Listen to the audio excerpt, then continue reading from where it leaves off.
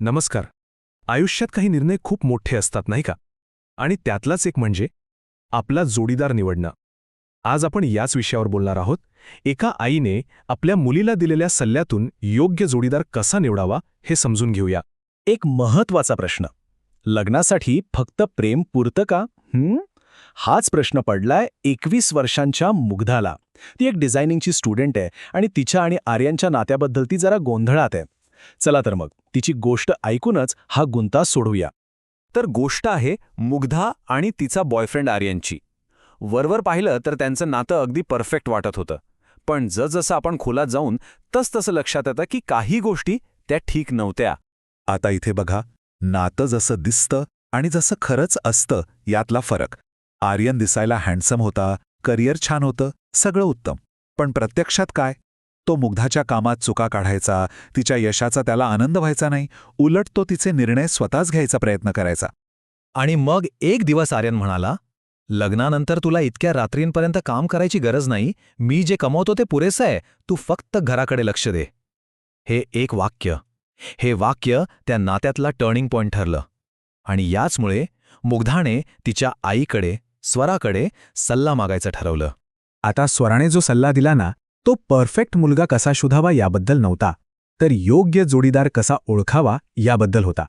आणि त्यासाठी तिने एक खूप सोपी पण तितकीच महत्वाची पद्धत सांगितली. स्वरा म्हणाली की बघा, दिसणं, पैसा या गोष्टी काही काळाने तितक्या महत्वाच्या वाटत नाहीत. पण जर नातं आयुष्यभरासाठी टिकवायचं असेल तर ह्या 3 S वरती उभं असलं पाहिजे: सपोर्ट, स्पेस आणि शेअर्ड व्हॅल्यूज. यातला पहिला S आहे सपोर्ट, म्हणजे पाठिंबा. आता पाठिंबा म्हणजे नक्की काय?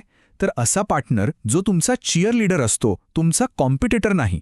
म्हणजे तुम्ही पडलात तर तुम्हाला उचलणारा, तुमच्या यशाचा हेवा करणारा नाही. दुसरा S, स्पेस, म्हणजे थोडी मोकळीक किंवा वाव. एक चांगलं नातं तेच असतं जिथे प्रत्येक व्यक्तीला स्वतःचं आयुष्य जपण्याची संधी मिळते. स्वतःचे मित्र, स्वतःचे छंद. प्रेम म्हणजे समोरच्यावर हक्क गाजवणं किंवा नियंत्रण ठेवणं अजिबात नाही. आणि तिसरा तितकाच महत्वाचा S म्हणजे शेअर्ड व्हॅल्यूज, म्हणजे समान मूल्ये. आता बघा, 2 माणसांची मतं वेगळी असू शकतात, पण आयुष्याकडे बघण्याचे जे काही बेसिक विचार आहेत ना, जसं की स्त्री-पुरुष समानता, घरातल्या कामांची वाटणी, एकमेकांच्या कुटुंबाला आदर देणं, यावर मात्र एकमत असायलाच हवं. बरं, फक्त चांगल्या गोष्टी काय बघाव्यात हे सांगून स्वरा थांबली नाही. तिने मुग्धाला काही धोक्याचे संकेत म्हणजे रेड फ्लॅग्स कसे ओळखायचे हेही सांगितलं. अशा गोष्टी ज्याकडे कधीच दुर्लक्ष करू नये. हे संकेत म्हणजे एक प्रकारचा रियालिटी चेक आहेत. उदाहरणार्थ, रागात असताना समोरची व्यक्ती कशी वागते, अपमान करते का, घरकाम हे दोघांचं काम आहे की फक्त बाईचं असं तिला वाटतं, आणि सगळ्यात महत्त्वाचं, तुमच्या स्वप्नांना, तुमच्या कामाला ती व्यक्ती हॉबी म्हणते आणि स्वतःच्या कामाला करिअर. यावरून माणसाची खरी पारख होते. आपला हा सगळा सल्ला मुग्धाच्या मनात कायमचा राहावा म्हणून स्वराने तिला एक खूप सुंदर आणि प्रेरणादायी पत्र लिहिलं. यात तिने नात्याचा आणि आत्मसन्मानाचा खरा अर्थ उलगडून सांगितला होता. त्या पत्राची सुरुवातच इतकी जबरदस्त होती. स्वरा लिहिते, असा मुलगा निवड जो तुला तुझ्या पंखांनी उडू देईल, जो तुझा आदर करेल, फक्त तुझं रक्षण नाही. म्हणजे जोडीदार असा हवा जो पंख देईल, पिंजरा नाही. आणि मग ती पुढे लिहिते, सुरुवातीला प्रेम हे नशासारखं असतं, पण वेळ निघून गेल्यावर फक्त आदर आणि समजूतदारपणा शिल्लक राहतो. किती खरं हे, नाही का?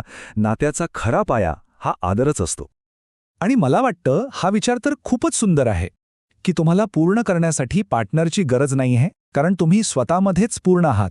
पार्टनर हवा, पण तो तुमचा साथीदार म्हणून, जो तुमच्या ह्या पूर्णत्वाचा, तुमच्या अस्तित्वाचा एक प्रकारे उत्सव साजरा करेल. आईकडून मिळालेल्या या नव्या दृष्टिकोनामुळे मुग्धाचा सगळा गोंधळ दूर झाला. तिचा पुढचा रस्ता तिला अगदी स्पष्ट दिसू लागला.